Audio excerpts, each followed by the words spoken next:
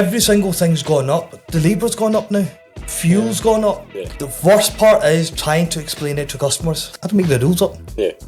Go and ask the government why the prices have gone up. As with any business, you grow. Yeah.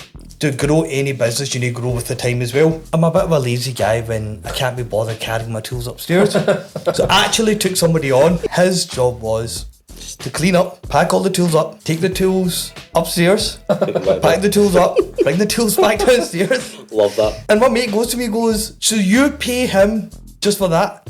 I goes, yeah. I goes, by the time I go upstairs, I'm too tired to do any work. So I'm like, no, I want to be fully energetic. Nice. Built my team up.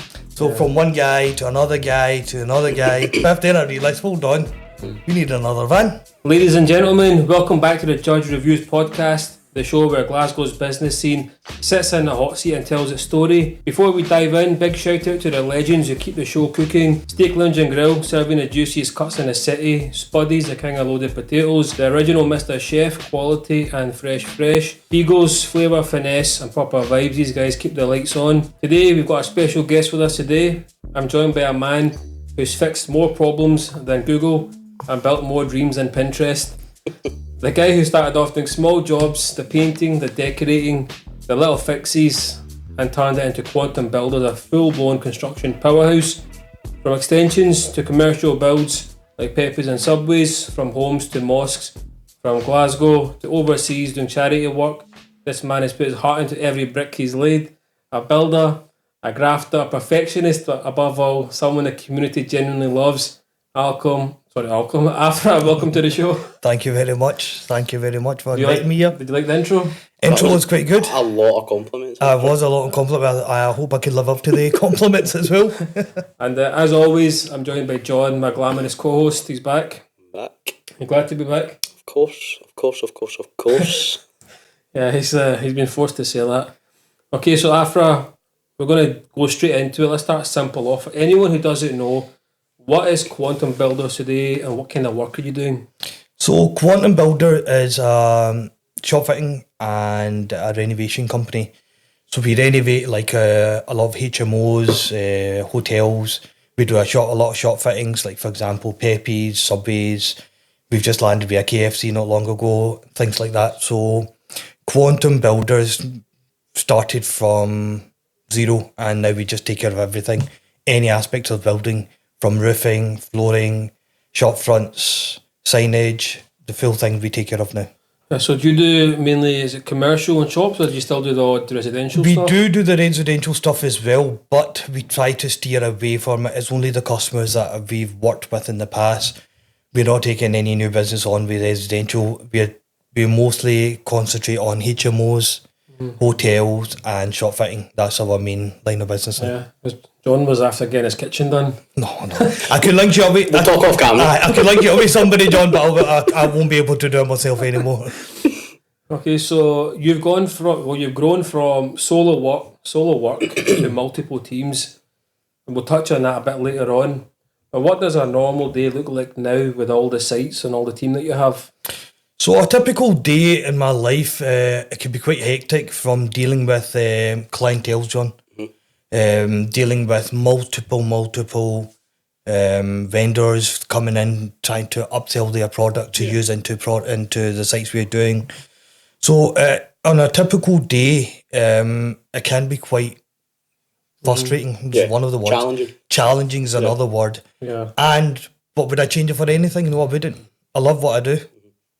But on a day-to-day, it can be quite challenging.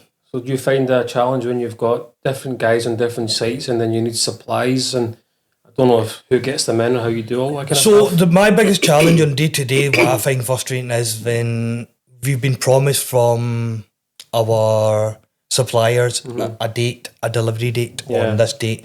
So we need to organise everything from floor layers. I'll give you an example about floor layers. We need to organise every single thing. So if the supply's not here before we could get the floors down, that puts us back. Then we need to phone them up. Yeah. So it's like a domino effect. Yeah. So that could be the biggest challenge, but it's nothing that we can't overcome. If the delivery's late from one place, we usually are quite friendly with these people we've been working with. So we just phone them up like, listen, can you send us the delivery out? And we just play it off that way. Awesome. Brilliant. And you've done everything from small fixes to big commercial stores. But what level of projects are you focusing on now? So you touched on what you're doing at the moment. Are you aiming specifically for a certain type, or how do you figure out what you want to quote on? Well, to be honest with you, I get on an average day, my phone probably goes off at least 70 to 80 times a day. And out the 70, 80 times, at least 10 times, it's new customers that are phoning up to get quotations and things like this. But what customers don't understand, for me to come out and just to do a survey on the job, it costs me money and time. The time that I've not got. Yeah. And some of the customers that are phoning, I know this sounds a bit like I've got too much work and I don't want any of your work. I know it sounds like that, but what I'm trying to say is I can't do a small kitchen anymore. Yeah. I can't do just a small bathroom anymore. I can't just go and hang a TV up anymore. The team's grown. We've grown too big just to take care of small stuff like this. Yeah. So we've grown far too much to take care of this kind of stuff now. Okay, so if I can ask, in the trade, maybe since COVID or Brexit, what materials specifically have you noticed that have went up a lot? Well, to be honest with you, every single material's gone up after COVID. I mean, I remember plasterboard. I know I might be showing my age now. I can remember plasterboard being for £4.95. Right. It was sitting at £12, £13. Wow. So you can see what I'm talking about in prices of materials. Some That's things mental. have absolutely rocketed. So when you're going back to customers that you've been working for years and years and years, trying to explain to them, look, after COVID, this is what's happened. It's quite difficult for us. But to simply answer your question, every single material's gone up now. Yeah, I know you probably have to say that because it justifies your quotes, but specifically, is it just plasterboard? Are there other random things, the screws or something? Everything, like that? no, it's not just plasterboard, man. I mean, everything. Timber's gone up, plasterboard's gone up. We getting materials from Germany a lot. That's gone up, freight's gone up. So it's just a domino effect once again, as I spoke earlier on. Every single thing's gone up. The labour's gone up now. Fuel's gone up. Yeah. Van prices have gone up. I've just bought a van not long ago, and what I paid for this van and what I paid for before COVID, it's like night and day. Yeah. So every single thing's gone up in price. And the worst part is trying to explain it to customers. Is that difficult? Oh, sometimes it can be very difficult. Aye. Sometimes it can be very, very, very difficult try to explain it to customers because they're set with prices, and what happens is they're going online and looking at prices. Yeah. But with the construction material, when you're looking online for prices, you need to take into variations of sizes. Yeah, totally. I mean, I could go onto a website and show you prices that says like half price plasterboard, but they're totsy wee things. Yeah, aye. When we're pricing jobs, we need big massive sheets. Yeah, aye. So this is where people don't understand, and it could be very, very. For me, it's quite amusing sometimes. Going up to a customer saying, "But why? But why? Like, but why? What? Yeah, aye. But why is it so expensive? Because prices have gone up. But why has it gone up? I don't make the rules up. Yeah, Go and ask the government why the prices have gone up. yeah. I mean, even when Britain came out this Brexit thing, Yeah. for me that was a wrong move. I don't want to talk about politics here, but I think that was a complete wrong move. We get a lot of materials from Europe. Yeah. In the building, like a lot of material comes from Europe. Prices just went through the roof. Then COVID happened, it went through the roof again. Now where the industry is right now, it is, I wouldn't say it's in a bad position, it's in a reasonable, now people are starting to understand that prices are going up. So we can't just say one thing's gone up in price. Yeah. Everything's gone up in price, from screws, even the drills. I mean, they're not cheap anymore. They've gone up in prices. And if you're using Hilti, they're not going to be cheap. Well, then if you want the best job, I mean, I take pride in using Hilti. I'll be honest with you, I take pride. The daddy of tools. It's the daddy of tools. I get all my warranties with it. It was actually one of my mates that put me onto Hilti, and he goes, look, try their tools. And slowly, I've been changing all my tools over to Hilti. It's not the cheapest tool, but I'm telling you, you could drop this. It's the best of the best. Yeah. It's the best of the best tool out there. So you want to use the best, all the warranties and everything you're getting with them. Yeah. So I quite enjoy my Hilti. Aye. And this is why I always say I'm not the cheapest in the market. Yeah. And I take pride in by saying that because I'm going to deliver something that's going to be absolutely right. And if it's not right, if I need to go back to it, I promise you I will. We're only humans to go back to mistakes. Yeah, totally. Yeah. But I put my hands up to if I use the best of the best materials and the best of the best tools. And every guy that I've got working for me, they're brilliant. Absolutely brilliant. Yeah. Apart from some. We'll not name names. You know who you're talking. You know who I'm talking about. Yeah, we won't get into that. Can you think off the top of your head, you don't need to again mention the specifics, but of a particular client that made you jump through hoops, or a typical time waster, a tire kicker, the kind of things that, you know, are just genuinely people don't see from your point of view, or a builder's point of view? Well, Can you spot you them? asked 2-3 questions in the one question. Way I've understood your question is, tell me a customer that's made you jump through hoops. Yeah. Every one of them. Can you spot them early on? Oh yeah. I mean, I've been in the industry for long enough to know who's a time waster, who's a tire kicker, and I'm quite blunt in my business. I'm not one of these shy guys. I'm straight to the point. Yeah. If I want to do business with you, I'll tell you straight, like, this is my price, this is how I'm going to do it. And if I feel the slightest wee bit that, hold on, I can't work with him.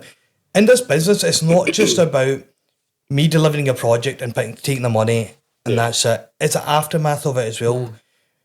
For example, the aftercare of the product, of the place.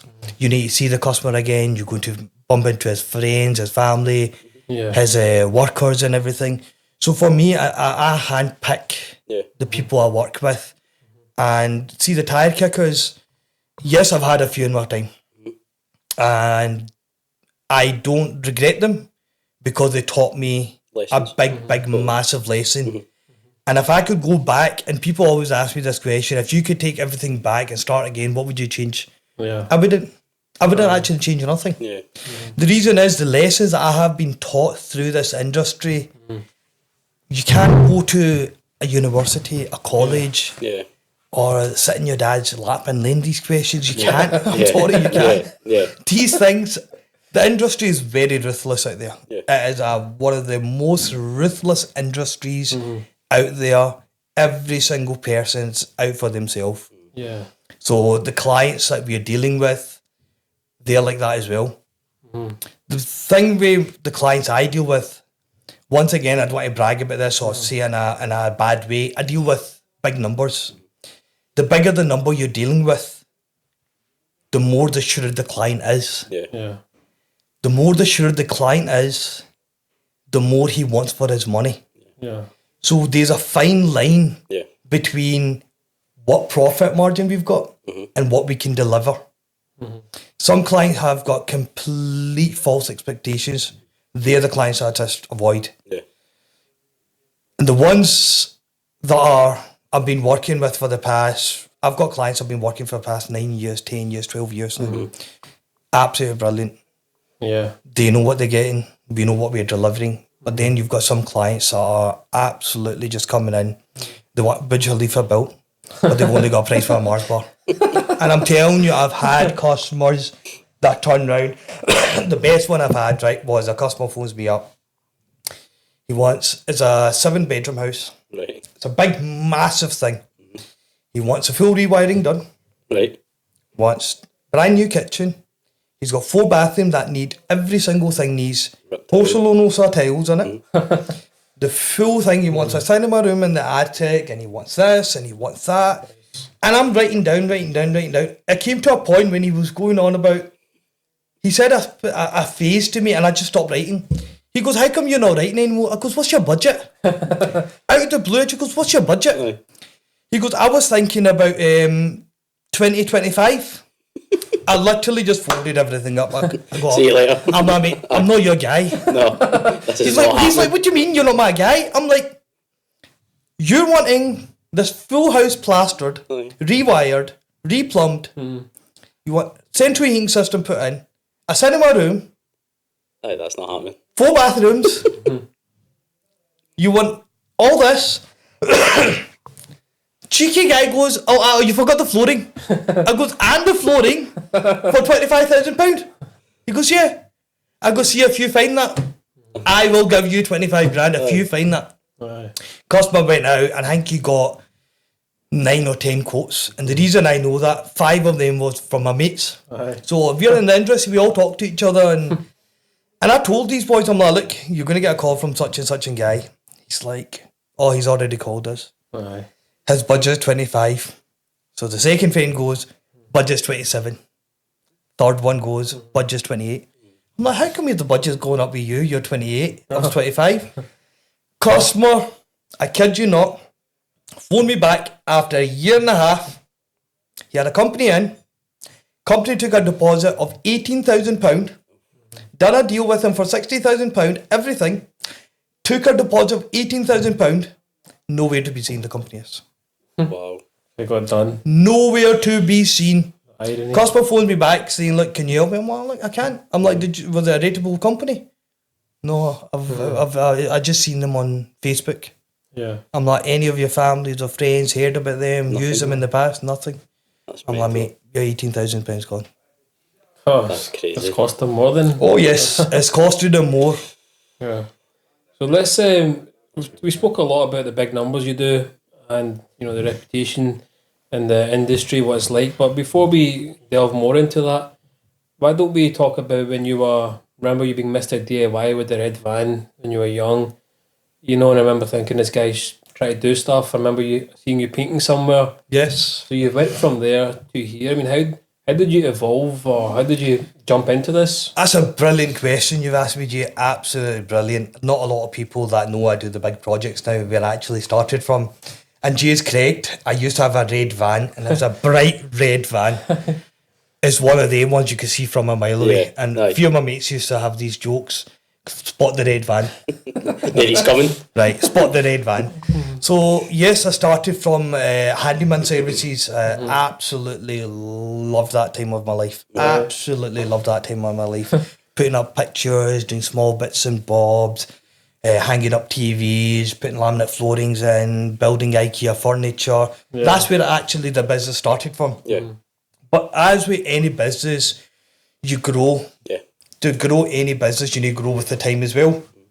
I started to get a lot of customers saying, can you get this? Can you do this? Can you do this? Can you do this? And my answer to most of my customers used to be saying, look, I can't do it, but I could get it done. Because I was getting introduced to joiners, to these people, to that people in the trade.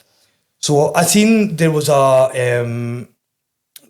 still in that market, do you know where there's space in the market for somebody to come in and do something Just different? slot in. Yeah. So that's where I came in from. And when I was doing the Mr. DIY, the LED strips came out that time. They were quite very new that time. So I was going about doing mood lighting with them. Oh, right, okay. So putting in kitchen cabinets and this. From there, because it started to become so much work, I had to take another person on to help me. I'm a bit of a lazy guy when I can't be bothered carrying my tools upstairs. So I actually took somebody on just to carry, because all the work I was getting, John, was in tenement flats. Right, okay. So you can't carry your full van upstairs, can you? Totally. So I used to have this guy who used to work for me, right? And his job was to clean up, pack all the tools up, take the tools upstairs, pack the tools up, bring the tools back downstairs. Love that. And my mate goes to me, so you pay him just for that? I goes, yeah. I goes, by the time I go upstairs, I'm too tired to do any work. Sadly. So I'm like, no, I want to be fully energetic. Aye. So that guy got a job as well. Don't get me wrong. Yeah. That guy got a job as well. From that sphere, I built my team up. So from one guy to another guy to another guy. Then in the van, you can only put 3 people in. Yourself, 2 other guys. So what do you do with the 4th guy? Let's not go there. But then it was the 4th and the 5th. Then I realised, hold on, we need another van. Yeah. So I got another van, but that time things actually never went too well. So I had to get rid of that van, go back to the drawing board and think to myself, right, how am I going to take this business to another level? But then this business, one thing I love about this business, right, and you've not got this question, sorry, That's fine. you've not got this question in your thing, mate, and I wanted to point it out. So people think this business is an uneducated business. It is one of the most educated and most demanding business out there. Regulations are changing. Every single day you need to keep up with them. And then you need to, for example, a new product comes out. The companies actually phone us up and say, look, new products came out. We want you to send your guys in for training. If a guy can't read and write, how's he going to do that? Yeah. How's he going to do that? Yeah. So people have got this concept in this industry that, it's not a very educated thing. Believe you me, guys, the amount of education that's in this industry, the amount of stuff that you need to read up, the amount of stuff that you need to do, the calculations you need to do, you probably don't do that on your everyday life, what we need to do on an everyday basis. And it can be quite tough. Do you know, see just on that, Afra, like, one of my best mates, he's a joiner. Right, okay. And I always look at him and I think, I do not know how you enjoy this. And he's so passionate. Like, he'll go into a job and you can see it in his bit. Like, my dad's a joiner as well, right? And I'm completely different. Right, okay. I cannot put my mind to that. Okay. And I always think you're so, just when you're touching on that, like, I think your mindset is so ready to, like, sink your teeth into, whether it's IKEA wardrobes or whether it's something more commercial like yourself, right? But it blows my mind. Like, do you think from a young age, like, you knew, like, that's what I want to do and that's where I want to go and like, I want to scale it? No, from a young childhood, I've actually had, G actually knows this. Yeah. I've had many jobs. Right, okay. To the point when I started Mr. DIY up, I used to work in O2. Right, Remember that, okay. G? Of course. I used to work in O2 and I used to have another part-time job. Right. And the part-time job used to be in Sainsbury's as a baker. Right, okay. Right? So the third reason, which I never wanted to touch on this, right, was why I took that guy on. Right. Imagine going to O2 on a call centre, try to sell phones to people, going to Sainsbury's and putting bread in the ovens, and then getting a call out to go and fit a kitchen in. Yeah. Yeah. You've got no energy. Yeah. So this is the reason I took on the guy as well. Oh, justifying it now. Yeah, I'm not justifying something now. No, I'm not justifying. It was just one of the ones, and I wanted to tell how many jobs I've done. Yeah. But I have not had the easiest. I wouldn't say upbringing, but the luxuries of what I've got To now, get to I where never you are had now. them then. Yeah. Yeah. So I had to work for every single thing that I have got today. I had to work for it. Yeah. So this is where it comes down to in this industry that education, people think, is not there. Yeah. Oh, no. It's 100%. Please, guys, don't think to yourself. See, when you see a joiner, don't think to yourself, he probably done an apprenticeship and he left school at age of 16 and his mum and dad put him into an apprenticeship and he's became a joiner. No. The guy has put day and night into this. He puts his soul, sweat and tears into this. And there's something that I want to touch later on in the video about, I'm just going to bring it up now, and I'm just going to touch on a wee bit, is when customers think, oh, I'm not going to pay him. Just remember, you're not taking the money out of his mouth. It's his kids. Yeah. It's his family. It's everybody else. It's his workers. And I know people that I physically had to go help out just because a customer decided not to pay him because the customer wasn't competent enough to decide the colour of the flooring he wanted. John, I kid you not, I had to get involved in something. A guy got flooring done, absolutely top of the range, herringbone flooring. Guy never got paid. John phones me up, listen, on a Friday, he phones me up, listen, Afra, I'm struggling, I've got no money to take home with me. And he's grown man crying his eyes out onto me on the phone. Yeah. And I goes, what's up? Everything okay? And he's going, I just need to borrow £1,000. I promise you I'll give you back next week. I'm like, don't worry about the money, but what's going on? Why are you crying? Like, what the hell? What's going on? Guy goes to me, look, I've just finished a job off for a customer. It's a herringbone flooring and I've done everything. I've done the facings, I've done the architrave, everything's under the scoring. Perfect job. Sending me videos. I'm like, nothing wrong with it. I goes, what's the customer saying? He doesn't like the colour. Because what's that got to do with you? Oh, exactly. He goes, the customer says, because I don't like the colour, I'm going to contact the company that I got the flooring from to see if they take it back. When they say yes, I'll give you your money. But for me, I was very disappointed with that. Yeah. The reason is, but you chose the flooring, not him. Yeah. He's got bills to pay. Yeah. And if he doesn't get that £1,000, he can't take the food home to his family. Yeah. So I goes, wait there, I'm coming. And he's actually sitting outside the customer's door. Customer's house. So I drove up and he's in the van. I'm like, what's wrong? And she's still got teary eyes and everything. I gave him a hug. I'm like, listen, calm down, we'll sort it out. So I went to the customers. I went and chapped the door up. Well, listen, mate, why are you not paying him? He goes, who are you? It doesn't matter who I am. Just want to know why you're not paying him. He goes, no, it does matter. I goes, I'm his gaffer. I goes, I'm his gaffer. So tell me why you're not paying him. I don't like the colour of the flooring. Look at this. Look at that. Come in.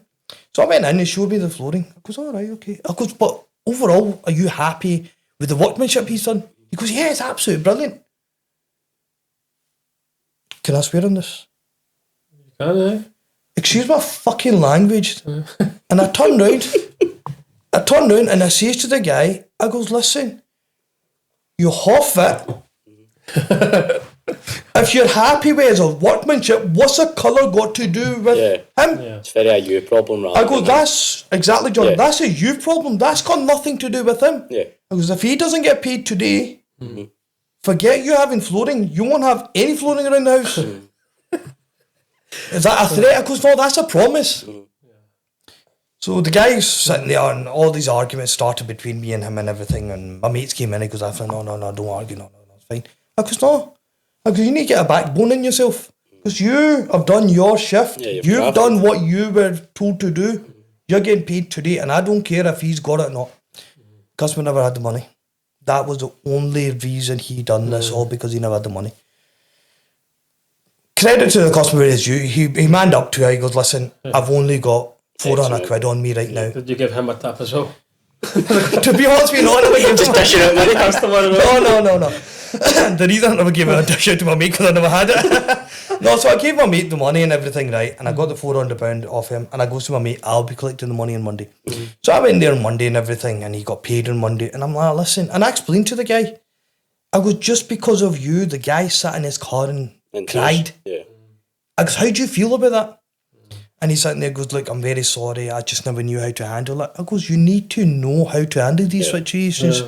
These people deserve their hard-earned money. Just because you're not happy, you're not competent enough to do something, to make a decision on the colour, that's got nothing to do with us.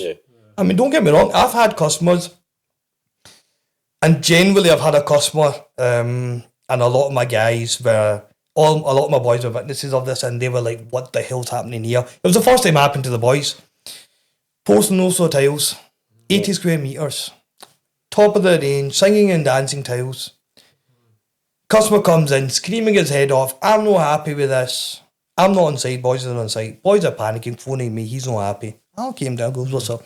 I'm not happy with the colour. Goes, that's fine. You're not happy with the colour? No problem. What colour do you want? Chose the colour. So, John, what I had to do was price him for laying the tile twice. Oh, no. And the moving was. But this customer had more money than senses. Right, okay. Like, he had more money than senses. Some customers are happy to do it. Yeah. But other customers will make it out to be as your fault as a joiner, as a builder, as a contractor. But really, it's the actual customer's point of view. It's customer's fault. Because they're not competent enough to choose a colour, a design. But see, as a business owner though, like obviously the scale of jobs you're doing, with the team you've got, is that at the back of your mind? After thinking, right, I've got 5, 6, 7 boys, I've got vans to pay, you've got obviously your wife, yes, the family, like, is that ever, when you get up on Monday morning, you're thinking, right, I need to have X, Y and Z sorted for this week, and then I've got next job to do, like, what is the thought process behind that? The thought process first, I used to be like that, but you're not anymore. No. I'll tell you why not anymore. I'm a Muslim, and I'm a firm believer in one thing. What is written for me will not go past me. Yeah. So when I used to panic thinking, oh, I've got this person wage to that person wage. And I was away to Umrah, as you were aware, Jay. I was away to Umrah, and once I came back from Umrah, I realised one thing. My business still ran. I might have struggled because I was in there. But it was still ticking It was over. still ticking over. Yeah. The boys' wages still got paid. Yeah. All my bills still got paid. Every single thing still got done the way it was meant to be. So now, I promise you, I don't worry about X, Y, and Z wages because I know God's going to pay them. I'm just an opponent that God's going, like, okay, I'm going to pay him through you. Yeah. So when it comes down to the point of their wages and everything, I've stopped worrying about that long time ago. I just leave it to the big man up there. Big man, Friday, send the money down. That's the way I do it now. No, that's good. I love it. I love it. Speaking of leaving things to God, getting jobs, you know, people obviously do a lot of word of mouth recommendations. So, how important is it, one, having a good reputation, or two, you know, people recommending you for stuff?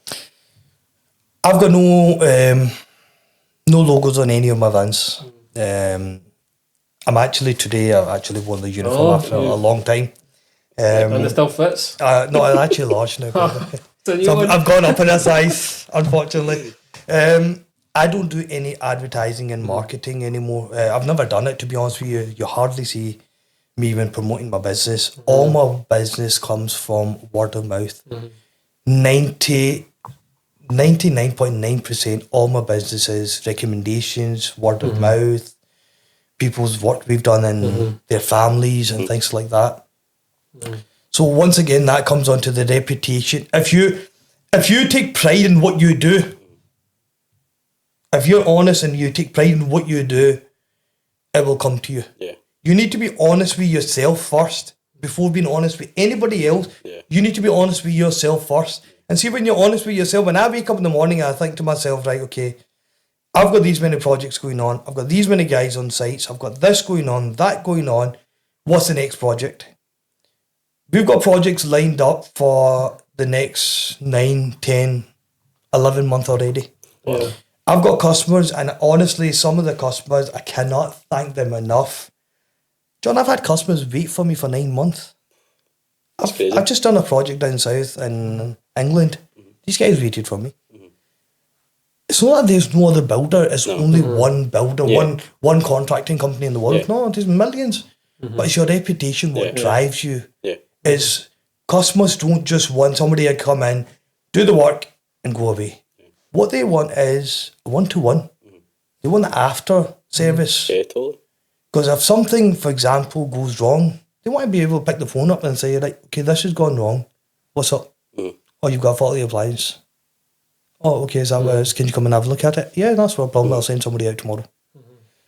So it's all about repeat customers.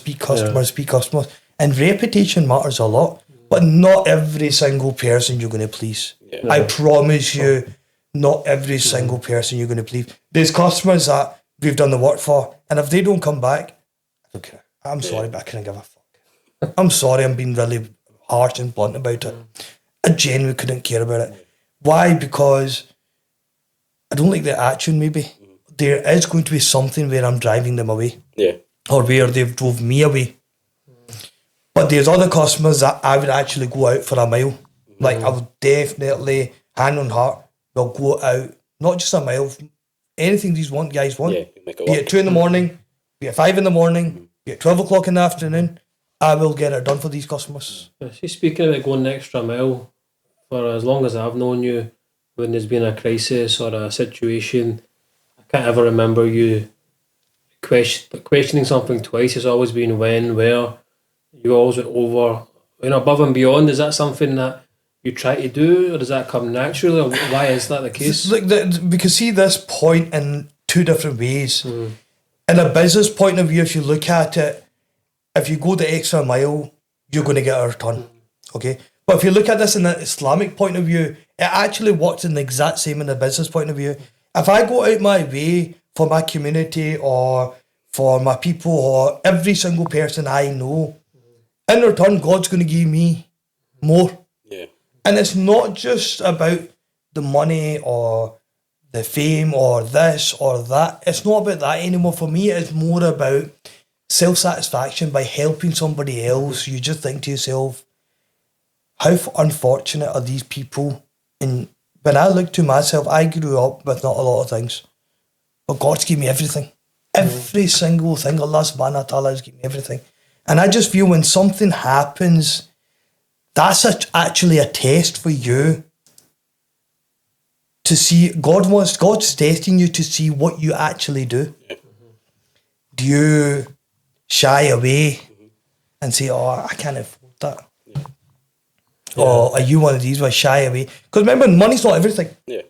Sometimes it's just that emotional support for somebody, going up to somebody and saying, listen, mate, it's all right. Aye. I'm here for you. Yeah. We can get through this. Sometimes it's just saying, what do you need, a hand loading the van up? That's fine. You'll send someone to do it. Yes, you're right. I will send somebody to do it, but the fact You'll make it happen. I make it happen. So I've done my part. Yeah. Of course. I've done my part. Yeah. Remember that person's still getting paid? Of course, you done your part. That person's still getting paid. He's loading the van. He thinks he's just doing a job for somebody. Love it. But what he doesn't realise is I'm raking in the reward from the big man. I'm raking in the rewards. Yeah, Afra, is there a particular job, you always there's lots, but is there a particular job that stood out for testing you mentally, physically, or emotionally? Yes. Let's hear it. My own house. Your own house. Oh, if My this own guy's house, I think he should have just started from scratch. The state you put it in. John, I've got a bit of ADHD, right? Right, okay. And this project tested my patience to the moon and back. Right, okay. So it started with, I bought a new house and everything, right? And I surprised the family, I got a new house and everything. But my family's got a certain expectation of just how things should be. Not in a bad way, which is a good thing. Totally. Because it gives you a benchmark to start with. Back in my head, right, I was a bit panicking. I'm like, oh no. The whole story behind the house, I'll go into another time. I actually never even walked into the house. I seen it online, I'm going, that'll do. Spoke to the lawyer, goes, listen, I think you should go and see the house. I'm like, no, I'll be fine. And I walked in, the kitchen's this size. Oh no. It was dirty wasn't the word, it was greasy and it was Covered. bad. Yeah. So I'm thinking to myself, right, okay, I need a new kitchen. Of course, that's fine, we'll do the new kitchen. Because this kitchen's too wee. Need to make it bigger. Need to make it big. So what do? Before the making the kitchen bigger, I ripped out the kitchen. So I phoned the boys up and goes, listen, I send me a team here. So I phoned the gaffer, the site manager up, sorry. Not the gaffer. I phoned the site manager up and says to him, listen, send me a team here. He goes, where? He goes, I've just bought a house, blah, blah, blah. He goes, congratulations, everybody. We're all coming over to help you. I'm like, no. Just send me 2-3 guys, that's it. Max. That's it. Keep the rest of the team there. I need them to continue with the work. They came in all excited. What we doing? I goes, we're taking the kitchens out and we're taking the bathrooms out. Perfect.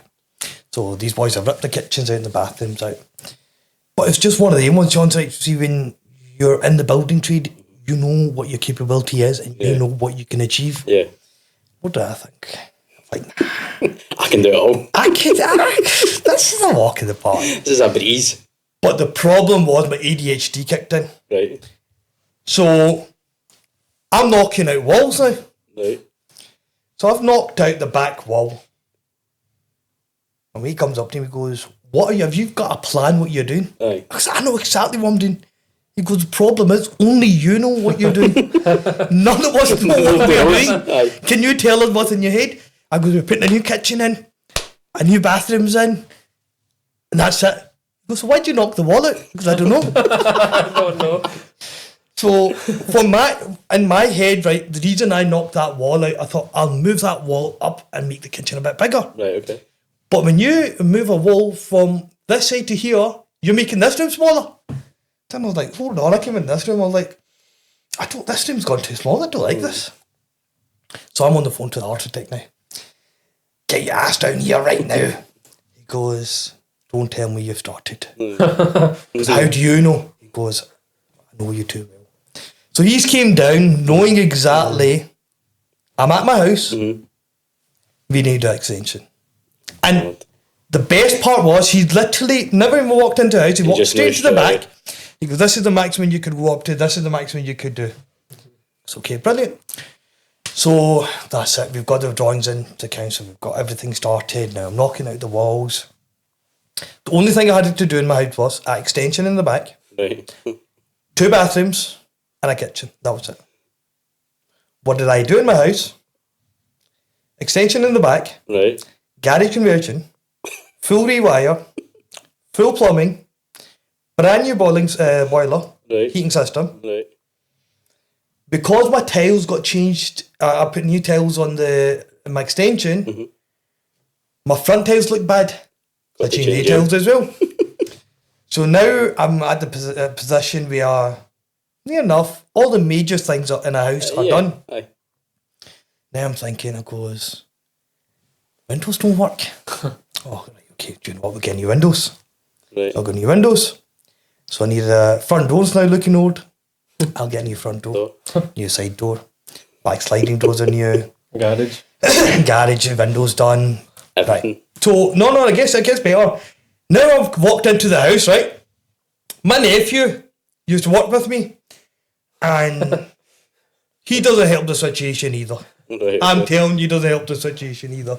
What does he do? He goes, Uncle, you've literally ripped everything out anyway. Why don't we just change the radiators? So I'm saying to him that, look, I'm running out of money. Aye.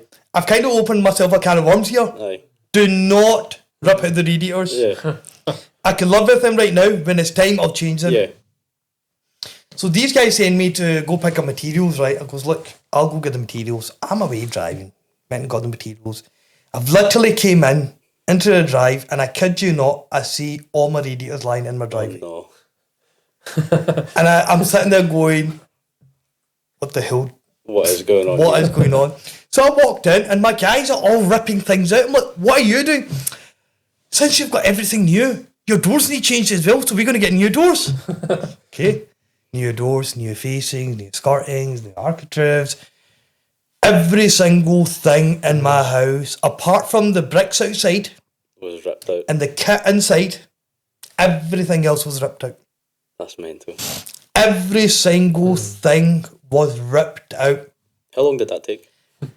Bearing in mind, we had a lot of work going on at the same time, doing this, juggling the other house, juggling this, juggling my other business as well. So it took us about a year and a couple of months. Felt like forever. Oh, aye, I felt like forever. It came to a point that the neighbours were kept saying to me, like, when are you going to finish? So the best answer I used to give to them, I've ran out of money. You want to give me some money? And do you know when you say about money, everybody's like, no, I've not got no money. They're like, all right, you've got no money? Because I've got no money. Because when I get money, I'll finish it off. So I had to literally, I love my house now. Absolutely love it. I went and done every single thing the way I wanted it. The colour schemes and everything. Really, really right. I made it out to be like how she wanted it. But I've gave her the choice. Do you know how you give a choice of a good thing and an absolute shit thing? Yeah. You know they're going to choose a good thing. Aye. That's the way I've done it. And I your hope she thinking. doesn't see this part. Just cut this out, please. You know, people have when you go in IKEA, you can smell fragrances. Yeah. Those things, what they called? Diffusers. Diffusers, right? You have ones of them. Walking in his house, I hear a noise. I was like, one, I goes, what's that noise? It's happened a few times, and I goes, it smells very nice in here. And he showed me this big unit thing he's got built into his wall, man, and just for that purpose alone, a big industrial diffuser in the house. That's crazy. So, Mental. so the question you actually did ask was how. The last question was... So the most challenging project? The challenging thing was this, right? I've done every kind of flooring. What do you do for yourself? You want something different. So everything I was doing, it was like, I don't like that because of this. I don't like that because of that. Smell was the biggest thing for me. Right. And the reason smell was a bigger thing for me, right? I actually walked into... I don't know if you have noticed, walk into any Hilton hotel. Yeah. They all smell the same. Right, okay. Walk into any big top brand company. They all smell the same. For me, I use like smell, feel, eyesight. I mean, I take a lot of this Very thing. visual. Very visual. Yeah. Sensory. Yeah, the sensory stuff, I quite enjoy it. Yeah.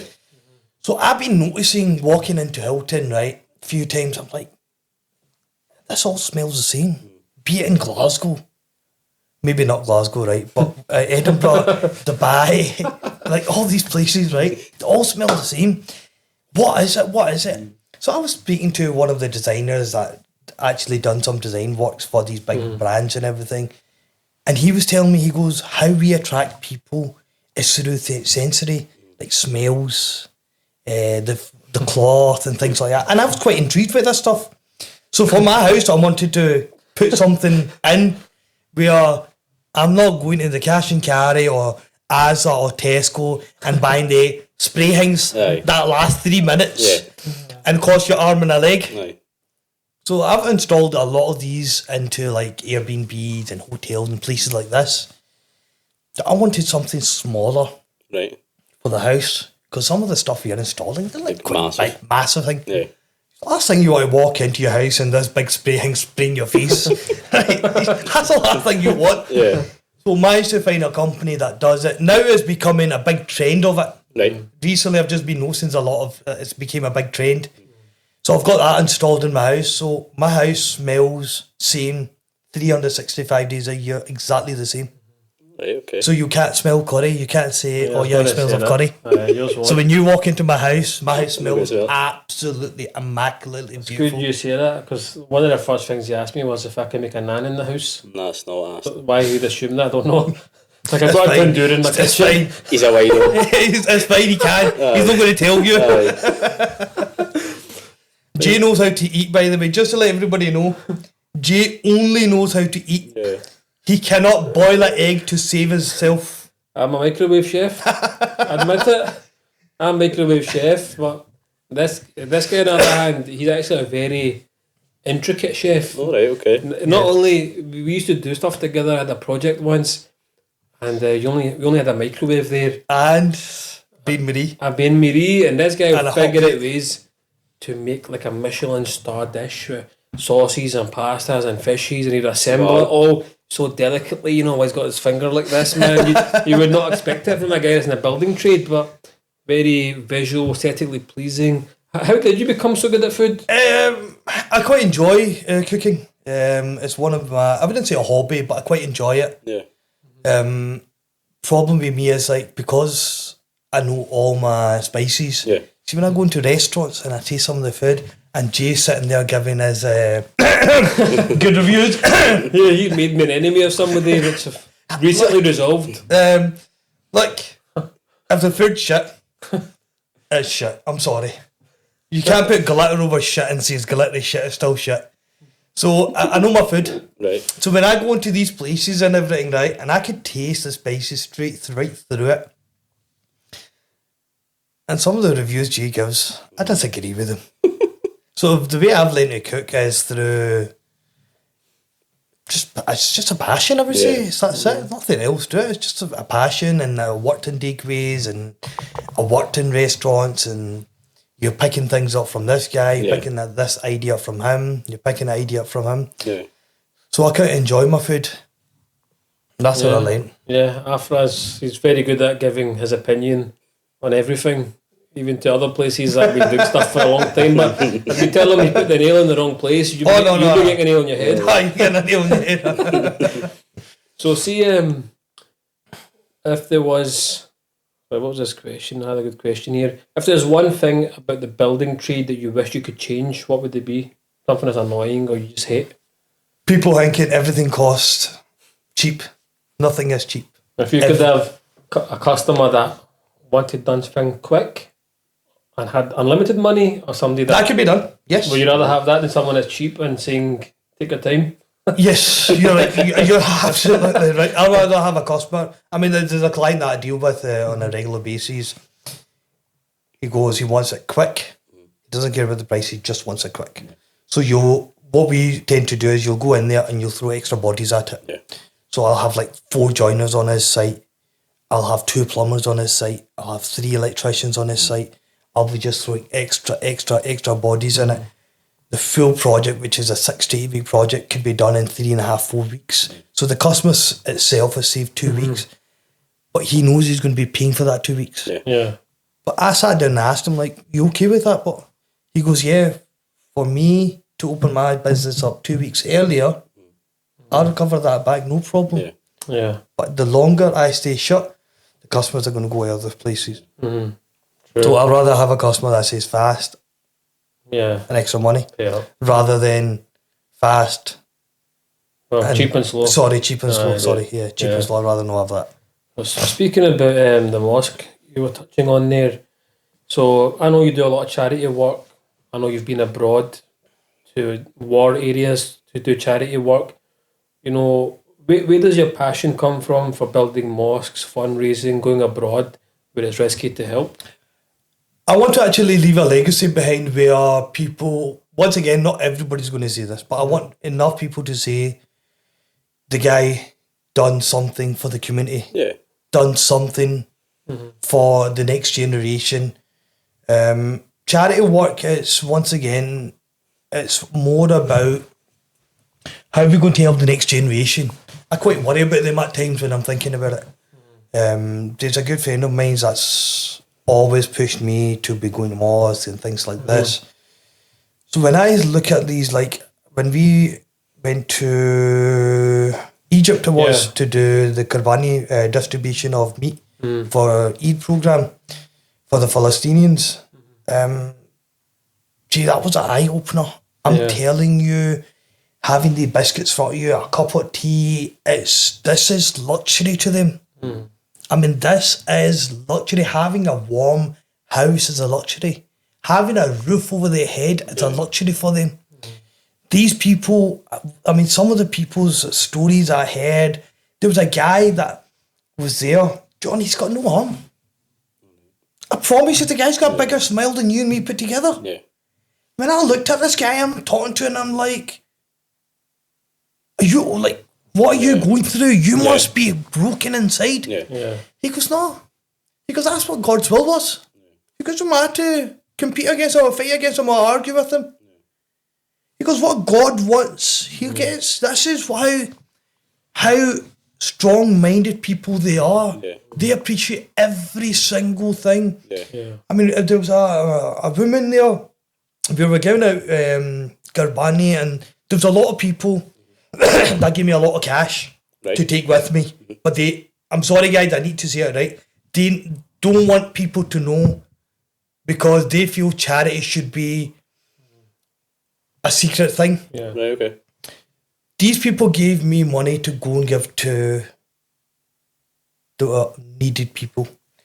John, I remember sitting giving money to this family. And honestly, for us, if you think about it, it wasn't a big amount of money. You couldn't probably go out on a weekend out with that money, right? But the family was so thankful, so thankful. It was unreal. And that's when I look at things like this is where my heart thinks to myself, like, do you know what? My dad passed away not long ago. When I see him, and my mate's dad passed away not long ago as well. See, when I see these people, when you bury these people, what are they taking with them? Nothing. Even the clothes that they buy, they're not taking that with them. Somebody else is buying their coffin, the white cloth they're putting on. You understand? It just comes to a point when I think to myself, right, what am I doing to give back to the community? What am I doing to give back to the more needy? God's gave me everything. He's going to question me. I gave you this. How did you help anybody else? So when the passion comes from when you look at these people and when you go to these places, and I promise you, see people sitting here behind screens and watching all this stuff and everything, you probably watched a million people, millions of Palestinian kids, until you don't go abroad and go and see these people, go and see the way they're living. I promise you, even Fila is a luxury. Even the smallest, even as Georgie, even that's a brand to them. I promise you will appreciate every single thing. So the passion, it's not just it's a day-to-day thing we should be doing. And when I see these videos get sent to me, there's videos that we can't post online that get sent to me. Yeah. And it's just because they're so disturbing. Yeah. I mean, there's kids getting shot. Nobody talks about that. No. John, you got any kids? Yeah, the newborn. 10 Newborn? weeks. Yeah, wee boy. I know there's a family that I met that adopted a newborn baby, 7 months old, just because the mum and dad got shot. Dad got shot. He went out to go get milk for the wee one. Got shot. Mother seen the father getting shot, ran after him. She got shot. Baby sitting crying. There was a story I posted. I don't usually go on social media. This is like the first I'm going to be properly on social media. There was a story I posted on social media. I just felt like I had to post this. You had to. It's like I had no other choice. I'm like, no, people Need to see need to this. hear this, need to see this. There was a girl, if I can remember correctly, she's about 4, 5, 6, around about that. John, her house got bombed. She lied under rubble for 3 or 4 days before any rescue came. Her leg was amputated because the rubble was so heavy on her leg, they had to amputate her leg. Her mum, dad, brothers, sisters, the full family was wiped out. The full family was wiped out. And she was under the rubble for 3, 4, 5 days, I can't remember correctly. And every person that tried to go and rescue her got shot. If I'm correct in remembering, quite a few people attempted it to rescue the wee girl. They got shot. Does that not make your blood, I wouldn't say boil, would it not make you feel hurt? Like, hold on, we need to do something. Yeah. Hold on, I've got every luxury I can imagine. Yeah. I wake up in the morning, I've turned my shower on, boom, piping hot water. These people haven't even got water to drink. So this is where the passion of charity comes from. Yeah, giving comes. Because I just feel the more you give, the more you get. the more you... And it's honestly, I promise you, tried and tested. And it's to a point that the Sheikh Sahib's a good... he's a imam of a mosque. He's a good friend of mine's. And we were out one day and we went to see a project and I'm sitting eating food and everything. I'm not even entertaining the customer. And she goes, listen, this is your customer. I'm like, don't worry. I goes, I'm getting this project. He goes, how are you so sure? I goes, I done charity before I came in. He goes, what? What's charity got to do with it? I'm like, Sheikh, I done charity before I came into this project. I'm like, trust me. Yeah. I goes, I'm so confident I'm getting this project. Even if I don't even talk to the guy, I'll still get it. Kid you not, Dave. We might laugh about this, bro. 4 weeks later, the customer's phoning me up. He's like, can you send me your account number, sort code? I'm like, but I've not seen your quotation. That's what I was thinking. He's like, I've not seen your I'm like, I've not seen your quotation. He goes, no, I just want to book you in. I'm just going to transfer you at X amount and then you can say, just secure your dates. And then I think he wasn't happy with the colour of his flooring. Not like that. He was one of the just to be honest, I had to push his project forward. He's probably watching this. I had to push his project's in February. Right. So it was meant to be in... When was it meant to be, actually? In October, it was. So head office phoned me like, we need to push this forward. I'm like, okay, that's fine. Right, Afra, before we wrap up and ask you your plans for the future, we're going to do a wee quick fire round. Okay. So, first thing that comes to mind, tea or coffee? Tea. Hard hat or hoodie? Hard hat. Bricklaying or painting? Bricklaying. Dubai or Italy? Italy. Sweet or savoury? Savoury. Favourite Glasgow food spot? You got a lot of friends with food spots, so they're all going to watch this. Who's your favourite friend? I'm going to pass on that one. I've got too many friends that own food places and they're all... Yeah. Where's the food critic now? I take it back. Everything's nice. No, we'll move on. From I'll that. move on to I that don't one. want to That's be a pass. accountable. No, that's a pass. Because a lot of them are my pals when it comes Exactly. to family. Okay, one dish you would eat for the rest of your life. Oh, one dish I'll eat for the rest of my life. Fish and chips. Okay. Interesting. Fish and chips. Oh, I love my fish. Aye. Aye. Special or butter? It's got to be special. Special for me. Got to be. No, it depends on from where, but I'll take that on board. I do agree. that I do one, agree. it agree. depends on from where. Some Yeah. do it amazing, but in the other chippies they do an absolutely amazing special. So it depends on which one. Yeah. Where you going to? Okay, peshwari or garlic naan? Oh, garlic naan all the way. You Can't have sweet and hot at the same time. You cannot. Some people do, man. I don't know how people do that, by the way. If you're working on site, I'm asking this, I'm visualising all the shit that I've seen you eat. But on site, what's your quick snack?